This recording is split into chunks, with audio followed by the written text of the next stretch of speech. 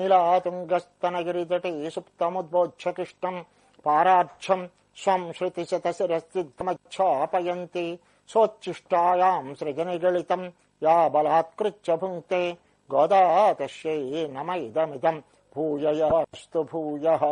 8వ పాశురం. 3వ గోపికను లేపుతున్నారు.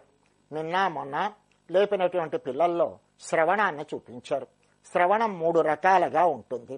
ఒకటి శాస్త్రాల వల్ల వినడం, ఒకటి అనుమాన ప్రమాణం చేత గ్రహించడం అనేది రెండవది, ఇంకా గురూపదేశం అనేది మూడవది. కనుక ఇలా 3 రకాలైనటువంటి శ్రవణాలని మనం చూశాం. మొదట వినడం. మనం చెయ్యవలసిన దానిలో ప్రధానమైనది ఏది అంటే వినడమే ప్రధానం. విన్నదాన్ని మననం చేయడం తర్వాత. కనుక ముందర వినాలి. ఆ వినడాన్ని ఎలా వినాలి అంటే ఒక రూప సౌందర్యాన్ని కలిగిస్తాయి అందులో ఉన్నటువంటి పదాలు. మొదటి 2 మనకి ఒక శబ్దాన్ని వినిపించాయి. అంత మాత్రమే కాక ఒక అనుమానం చేత అక్కడ ఒక ధ్వని వినిపిస్తే అది గోపికలు తరిచేటటువంటి దధిమథన వృత్తాంతము అనే దాన్ని శబ్దాల వల్ల గ్రహించాం. అలాగే దేవాలయంలో ఉన్నటువంటి ఒక శంఖం ఆ ధ్వని వినిపిస్తే ఇది దేవాలయంలో ఉన్న శంఖమే, ఇది తెల్లటి శంఖము అని మనం గ్రహించాం. అంత మాత్రమే. మొదటి నాడు మనం ఒక కిలకిల రావాలు విన్నాం పక్షులవి. రెండవ నాడు భరద్వాజ పక్షులు ఒకదానితో కలిసి ఒకటి మాట్లాడుకున్న మాటలు విన్నాం. ఇవి మనకి అర్థబోధకములు కావు. కాకపోయినా వాటి వల్ల ఒక సంస్కారం ఏర్పడుతుందట మన లోపల. కనుక ఇంకా 3వది హరి హరి అనేటటువంటి శబ్దాలను విన్నాం మొదటి నాడు.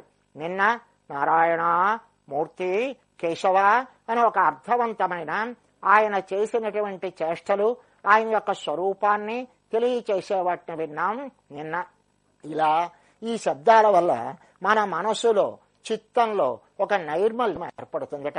అంటే ఒక ప్రకాశం కలుగుతుంది. ఆ ప్రకాశాన్ని ఈరోజు పాశురంలో మనకి చూపిస్తున్నారు. ఈ చిత్త నైర్మల్యం కలగాలి అంటే చిత్తానికి కొన్ని మాలిన్యాలు అంటుకొని ఉంటాయట. ఈ మాలిన్యాలు కానీ మనం ఇలా శ్రవణం చేస్తే ఆ శ్రవణం వల్ల కొంతవరకు కిందకి దిగుతాయి, పూర్తిగా పోవు, కానీ కొంత తగ్గడానికి అవకాశం ఏర్పడుతుంది. కనుక ఏం చెయ్యాలి? ప్రధానంగా శ్రవణం చెయ్యాలి. ఈ శ్రవణం చేస్తే మన చిత్తంలో ఉన్న మాలిన్యాలు కాస్తంత తగ్గుముఖం పడతాయి. ఏమిటా మాలిన్యాలు అంటే అవిద్య, అస్మిత, రాగము, ద్వేషము, అభినివేశము అని చెప్తారు. మొట్టమొదటిది అవిద్య. అవిద్య అంటే అజ్ఞానం అని అర్థం. అజ్ఞానం అంటే అవివేకం. అవివేకం అంటే ఏది యుక్తమో ఏది అయుక్తమో అనేటటువంటి విచక్షణ జ్ఞానం లేకపోవడం. అది మనకి అవిద్య వల్ల ఏర్పడుతుంది. దీనికే మన వారు చెప్తారు, నాయనా ఎప్పుడైనా సరే ఇది ఎలాంటిది అంటే నీకు విభ్రమాన్ని కలిగిస్తుందట. అంటే ఒకలా ఉన్నది మరొకలా ఉన్నట్టుగా మనకి కనిపించేలా చేసేదేదో అది అవిద్య. అంటే పరమాత్మకి చెందినటువంటి నేను స్వతంత్రుణ్ణి అనిపించేలా చేస్తుంది. ఈ జీవుడంటే ఎవరు అంటే ఈ పైనున్న శరీరమే అనిపిస్తుంది. ఏది యుక్తమో ఏది అయుక్తమో అనేటటువంటి తేడా తెలియకుండా చేస్తుంది. కనుక అలాంటి అవిద్య మొదటిది. రెండవది అస్మిత. అస్మిత అంటే అహంకారము అంటారు. అంటే అహంకారం అంటే మనకి ఈ అహంకారం అనేది 3 రకాలుగా మనకి చూపిస్తారు పెద్దలు. ఒకటి తత్వములలో అహంకారం ఒకటి. రెండవది ఎవరైనా కాస్తంత జ్ఞానమో మరొకటో అధికంగా కలిగిన వారు వారి ముఖ భంగిమలలో మనకి చూపించేటటువంటి అహంకారము రెండవది. మూడవ అహంకారము ఈ దేహమే నేను అనేటటువంటి భ్రాంతి. నేనంటే నేను అంటాం, అనగానే ఈ శరీరాన్నే చూపిస్తాం. కానీ నేనంటే శరీరం కాదు, శరీరం లోపల దీని లోపల ఉండి దీన్ని నడిపిస్తున్నదేదో అది. కనుక దాని పేరేమి ఆత్మ లేక జీవుడు. అది తెలియక ఈ దేహమే నేను అనుకోనేలా చేసేదేదో దాన్ని అస్మిత అంటారు. ఇంకా రాగము, ద్వేషము అంటే ఒకరి మీద అనురక్తి, ఒకరి మీద ఎందుకో తెలియకుండా ద్వేషం, ఇవి కలుగుతాయి. ఇవి అయిన తర్వాత అభినివేశం అంటే పట్టుదల. పట్టుదల ఉండాలా ఉండకూడదా అంటే ఈ లౌకికమైన విషయాల్లో పట్టుదల ఉండకూడదు. మరి ఏ విషయంలో పట్టుదల ఉండాలి? భగవద్ విషయంలో పట్టుదల ఉండాలి. కనుక ఈ లౌకిక విషయాల్లో ఉన్నటువంటి పట్టుదల పోగొడుతుందట, తగ్గిస్తుందట. ఏం చేస్తే? శ్రవణం చేస్తే. కనుక ఇలాంటి శ్రవణం చేస్తే మనకి మనోనైర్మల్యం ఏర్పడుతుందయా అంటారు. కనుక ఈ మనోనైర్మల్యం ఏర్పడితే అంటే ఈ మనస్సుకు ఉన్నటువంటి మలినాలు ఏవైతే అవి కాస్త తగ్గితే అప్పుడు మనకేం కలుగుతుంది? మనం భగవంతుణ్ణి పొందాలి అనిపిస్తుంది. పొందాలంటే ఏం చెయ్యాలి అంటే మనకి పెద్దలు చెప్తారు, నాయనా ఎప్పుడైనా నీరు కాని వస్తూ ఉంటే ఆ నీరు ఒక పైరు మీదకి కాని ఒక మొక్కల్లో కాని వెళ్ళాలి అంటే అది మీదకి వెళుతూ ఉంటే మీదకి వెళుతున్నటువంటి ఆ నీటిని అటు నుంచి ఇటు కాస్తంత దారి మళ్లించి ఆ వెళుతున్న వైపు అడ్డుకట్ట వేసి మనం ఇటువైపు నీరును మళ్లించాలి. అప్పుడు మనకి విషయాల మీద కానీ ఈ మనసు వెళుతూ ఉంటే అప్పుడు ఏమవుతుందిట? అవివేకము అనే జలంతో పారుతుంది. అలా కాక భగవంతుని వైపు కాని ఈ మనసు పరిగెడితే వెళితే అప్పుడు అది వివేకము అనే జలంతో నిండి ఉంటుంది. కనుక మనం ఏం చేయాలి? ఆ అవివేక జలం రాకుండా అటువైపు అడ్డుకట్ట వేయాలి. విషయాల వైపు వేసి ఇటువైపు నీరు ప్రవహించేలా భగవతత్వం వైపు ప్రవహించేలా చెయ్యాలయా అన్నారు. ఏం విషయాల ప్రమాదమా అంటే మనకి భగవద్గీతలో స్వామి చాలా అందంగా ఒక శ్లోకంలో చెప్తాడు. జాయతే విషయాన్ పుంసః సంగస్తేషు ఉపజాయతే సంగాత్ సంజాయతే కామః కామాత్ క్రోధోభిజాయతే క్రోధాత్ భవతి సమ్మోహః సమ్మోహాత్ స్మృతిభ్రంశః స్మృతిభ్రంశాత్ బుద్ధినాశః బుద్ధినాశాత్ ప్రణశ్యతి అంటాడు. నాయనా నువ్వు నాశనం అయిపోవాలంటే ఒక్కటేనయా మొట్టమొదట. ఏమది? విషయాలను ధ్యానం చేయడం.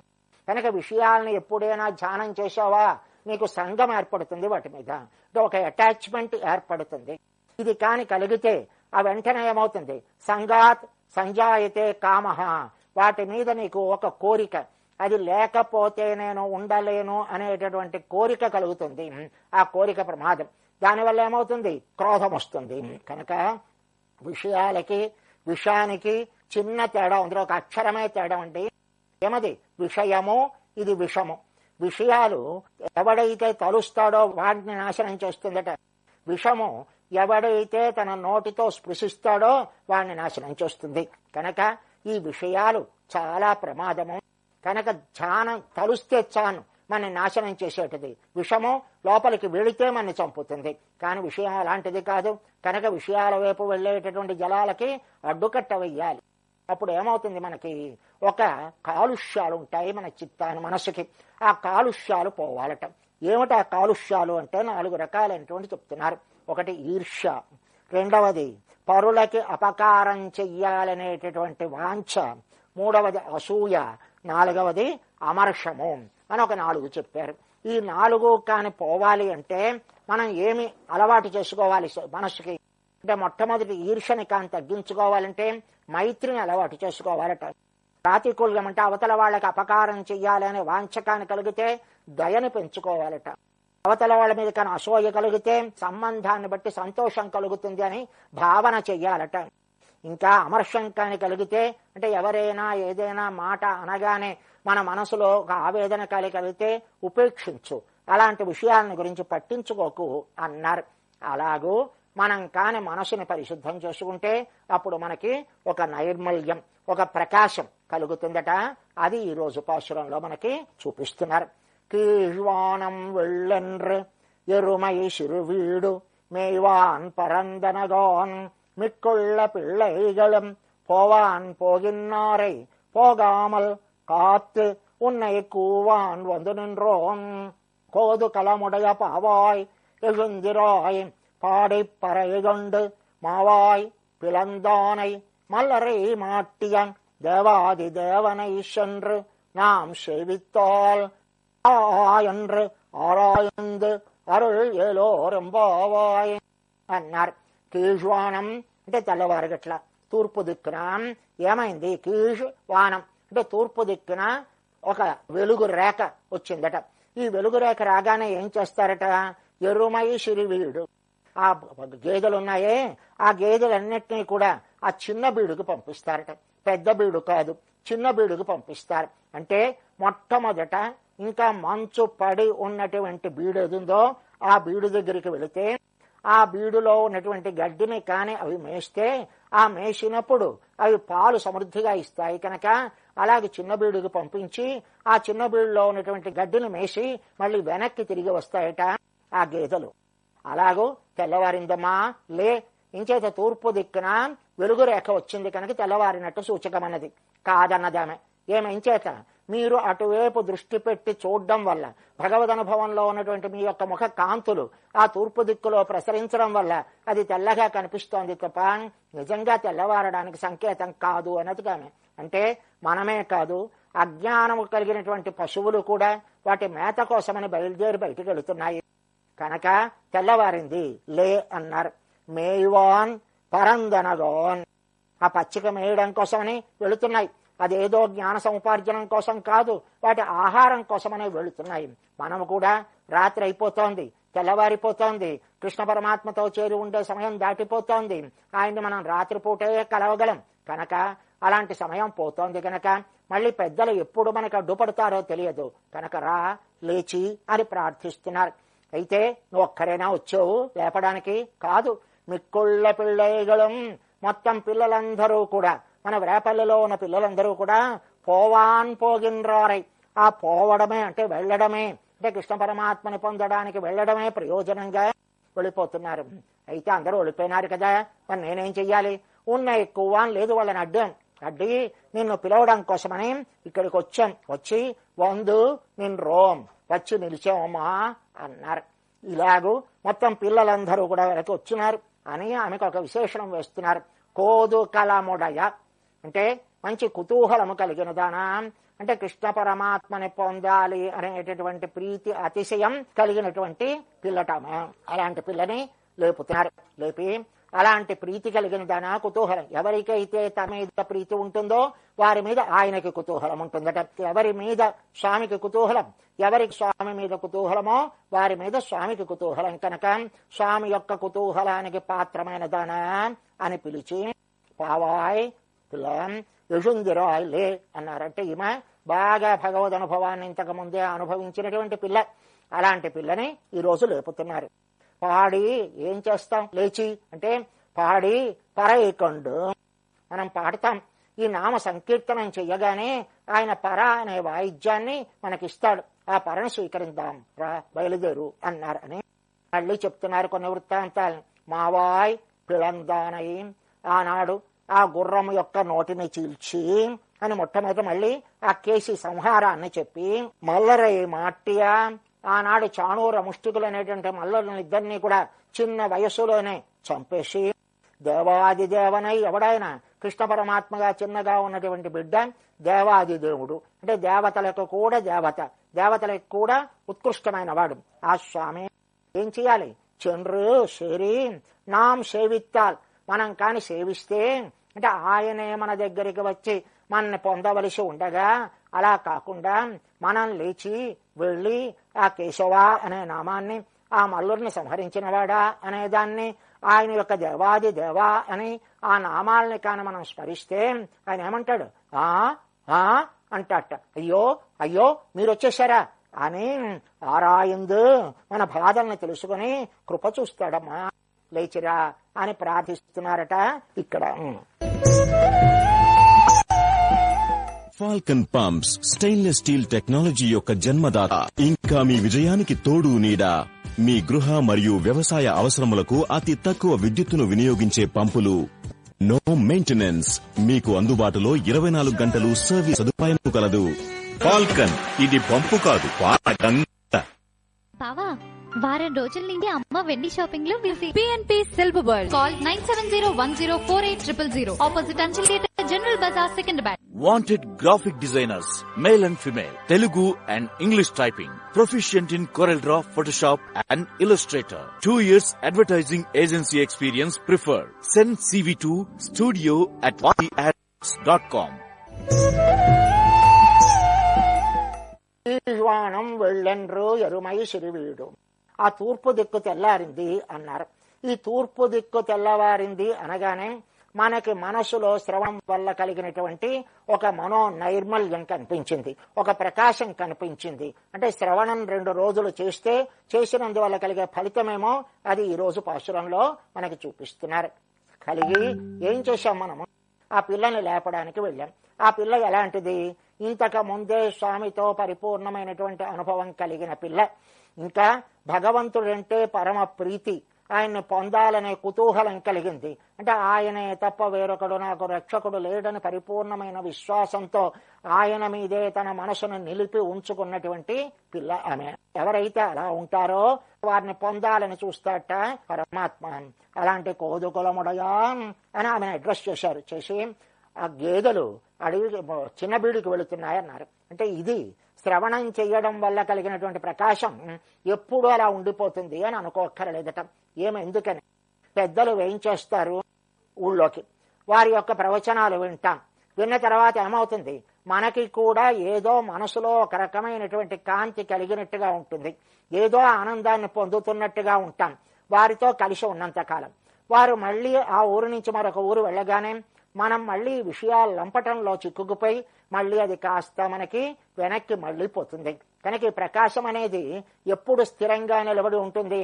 ఎప్పుడు స్వామి సందర్శనం చేస్తామో అప్పుడే ఇది స్థిరంగా నిలిచి ఉంటుంది తప్ప అప్పటిదాకా పూర్తిగా పోయేది కాదు. కనుక ఇక్కడ గేదెలు చిన్న బీడికి వెళ్ళడం అన్నారు. గేదెలంటే నల్లగా ఉంటాయి. నలుపు అనగానే తమస్సు, తమస్సు అనగానే ఒక అహంకార మమకారాలను చూపిస్తుంది. కనుక అలాంటి మన మనసుని ఆవరించి ఉండేటటువంటి ఇందాక చెప్పుకున్నామే ఆ మాలిన్యాలు ఉన్నాయో ఆ మాలిన్యాలు మనకి పోవాలి. అవి తగ్గాలి అంటే పెద్దలతోటి యొక్క శ్రవణం చెయ్యాలి.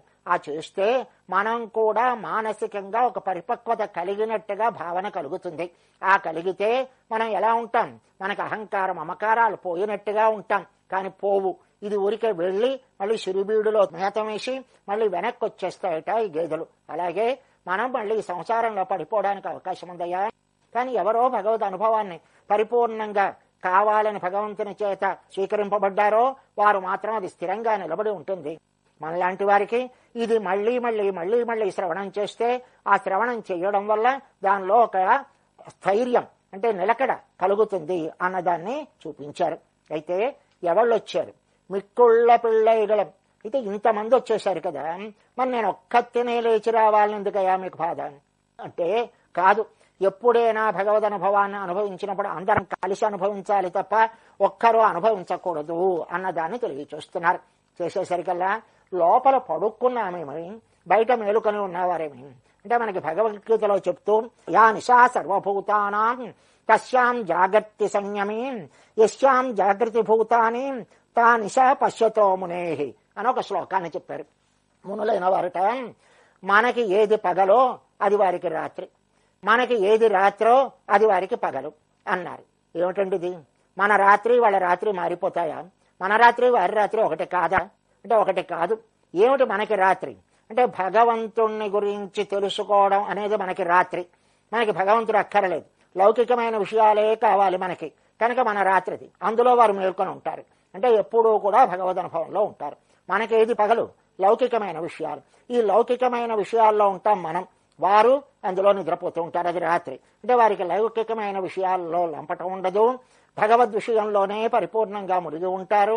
కనుక అలాంటి వారు ఈ లోపల పడుకున్న పిల్లలు అలా నిద్రలో ఉన్నట్టు వారు అంటే భగవద్ అనుభవంలో పరిపూర్ణంగా మునిగి ఉన్నారు. యువతల పిల్లలు కూడా భగవంతుణ్ణే నమ్మినవారు, భగవంతుణ్ణి పొందాలనే ప్రయత్నం చేస్తున్నారు. కానీ వీరు ఏదో ఒక ప్రయత్నం చెయ్యకుండా ఉండలేక భగవంతుడే మేము పొందబడవలసిన వాడని ప్రయత్నం చేస్తున్నవారు వీరు. ఇలా రెండు రకాల వారు ఉంటే ఆ పిల్లల్ని లేపుతున్నారు. ఈ మిక్కుళ్ళ పిల్లలు వెళ్లడమే మాకు ప్రాప్యం అన్నట్టుగా వెళ్ళిపోతున్నట్ట. అంటే ఏమిటండి, ఆనందం ఎప్పుడు అన్నది మనం చూడాలి. ఆనందం అనేది ఎప్పుడైనా ఫలితం కలిగినప్పుడు ఆనందం తప్ప ఆ ఫలితం కోసం ప్రయత్నం చేస్తున్నప్పుడు ఆనందం ఉండదే, కష్టమే కదా. మరి వెళ్ళడమే తమకి ప్రయోజనం అన్నట్టుగా వెళ్ళిపోతున్నారే, ఇదేమి అంటే పరమాత్మని పొందని పొందకపోని ఆ అర్చిరాది మార్గం గుండా వెళ్ళడమే మాకు ప్రయోజనం అని ఎలాగైతే ఈ శరీరాన్ని వదిలిపెట్టి అర్చిరాది మార్గం గుండా వెళ్ళేటువంటి ముక్తులు తలుస్తారో అలాగే వీరు కూడా ఆ కృష్ణ పరమాత్మ ఉన్న ప్రదేశానికి చేరడమే మాకు పరమ ప్రయోజనం అని ఆనందంగా వెళుతున్నట్ట. పోవాన్ పోగిన్రారై.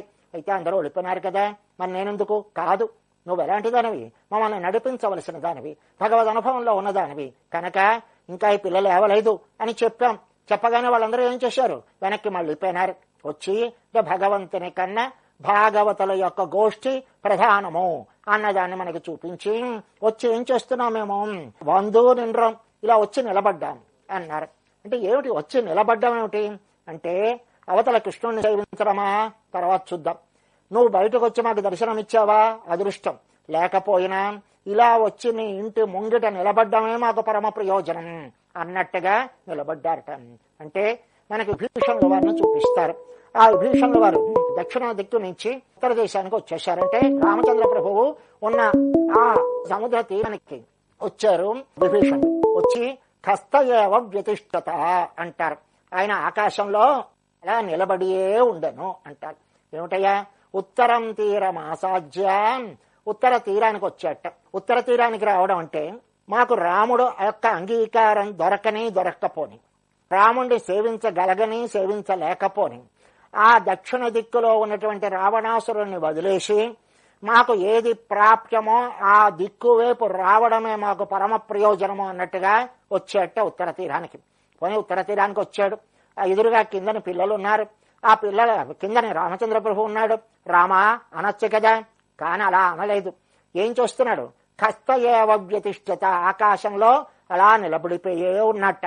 అంటే నాకు రాముణ్ణి చేరడం ప్రధానం కాదు, అలా రాముణ్ణి దర్శనం చేస్తూ ఉండడమే ప్రధానం, ఆ రామునితో కూడి ఉన్నటువంటి వానరులందరినీ సేవించడమే ప్రధానం అన్నట్టుగా ఉండిపోయినట్ట స్వామి విభీషణుడు. అలాగే వీరు కూడా మాకు నిన్ను చేరడం, నువ్వు రావడం, తలుపు తీయడం సరే చేసేవా సంతోషం, ఒకవేళ లేకపోయినా నువ్వు ఉన్నటువంటి ప్రదేశంలో ఉండడమే మాకు పరమ ప్రాప్యము తప్ప వేరొకటి కాదు అన్నదాన్ని తెలియచేయడానికి వందు నిన్రోం వచ్చాం, వచ్చి నుంచున్నాం, రా లే అన్నారు. ఇదే లేచేం చెయ్యాలి, పాడి పరైలుండు, మనం పాట పాడదాం, నామ సంకీర్తనం చేద్దాం. చేస్తే ఏమొస్తుంది, ఆయన వెంటనే దయాశీలుడు, దయా పరిపూర్ణుడు కనుక ఆయన మనకి పరై అనే వాయిద్యాన్ని ఇస్తాడు. పరై అంటే మనం చెప్పుకున్నాం, అది ఈ హృదయ ప్రదేశంలో కట్టుకొని చేతులతో వాయిస్తూ గానం చేస్తూ నృత్యం చేసేటటువంటి ఒక పద్ధతి కనుక అది మానసిక కాయిక వాచిక కైంకర్యాలు స్వామికే అర్పణ చేసేలా అనుగ్రహిస్తాడు.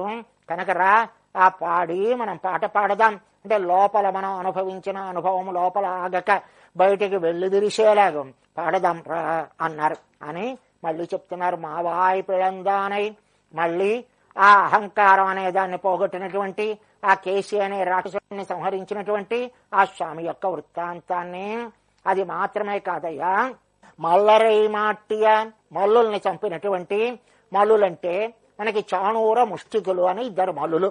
ఈ చాణూర ముష్టికులు కంసుడు యొక్క ఆజ్ఞగా కృష్ణ పరమాత్మని లేకుండా చెయ్యాలి అని చెప్పి ఆయన్ని చంపడం కోసమని మల్ల విద్యలో మనం కలిసి ఆ క్రీడిద్దాం రమ్మనమని ఆయన పిలిచారు వీళ్ళిద్దరిని.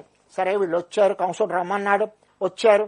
వస్తే ఈ మల్లులతో యుద్ధం చేయడానికి సిద్ధపడుతున్నారు. అంటే అక్కడ మన వాడు అంటాడు, ఆయన మనకు ఉండేటటువంటి అహంకారం పరమాత్మతో మనం కానీ కూడాలి అంటే మనం ఎలాంటి వాళ్ళం, మనం స్వతంత్రులం. అందుకోసమని ఆ చాణూరుడు అంటున్నాడు, నాతో పోరంగనంత వాడో అన్నాడు. నాతో నువ్వు యుద్ధం చేస్తావా, నువ్వు ఎంత వాడివి విసిరో, నా పాటయే నీవు, నా పాటివాడివా నువ్వు, నేనెవన్ను విఖ్యాతుండ, మల్ల యుద్ధంలో నన్ను మించిన వాళ్ళు లేరని లోకంలో పేరు గలవాడిని, గులజుండ, నేను మంచి కులంలో జన్మించాను, సద్గుణుండ, మంచి గుణాలు నాకు ఉన్నాయి, సత్కర్మ స్వభావుండ, నేను ఇలాంటి వాడిని, నీకు ఇందులో ఏదైనా ఉందా, ఏదీ లేదే, నువ్వు నాతో పోరతావా అన్నట్ట. వాళ్ళని చంపారు మన కృష్ణ పరమాత్మ బలరాముడు అన్నారు. అంటే చాణూర ముష్టికులు అంటే ద్వంద్వములు అని మనకి చెప్తారు. అంటే మనకు ఉండేటటువంటి ఆకలి దప్పులు, తర్వాత శీతలం అంటే చలి వేడి, ఇలాంటి ద్వంద్వాలు ఏవైతే ఉన్నాయో ఆ ద్వంద్వాలన్నిటినీ కూడా పోగొట్టాలంటే ఆయనే పోగొట్టాలి తప్ప మనం దాన్ని పోగొట్టుకోలేం అన్నదాన్ని తెలియచేశారు. ఆయన కృష్ణుడిగా అవతరించిన దేవతలకు కూడా అధినాథుడైనటువంటి దేవాది దేవుడు అని ఆయన్ని కానీ మనం సేవిస్తే వెళ్ళి ఆయన ఆశ్చర్యపడి, ఆయన చాలా గాభరాపడి సంభ్రమం పడి మనని దగ్గరికి తీసుకుంటాడు, మన యొక్క కోరికల్ని ఈడేరుస్తాడు, లేచిరా అని ప్రార్థిస్తున్నారు పిల్లని. స్వస్తి.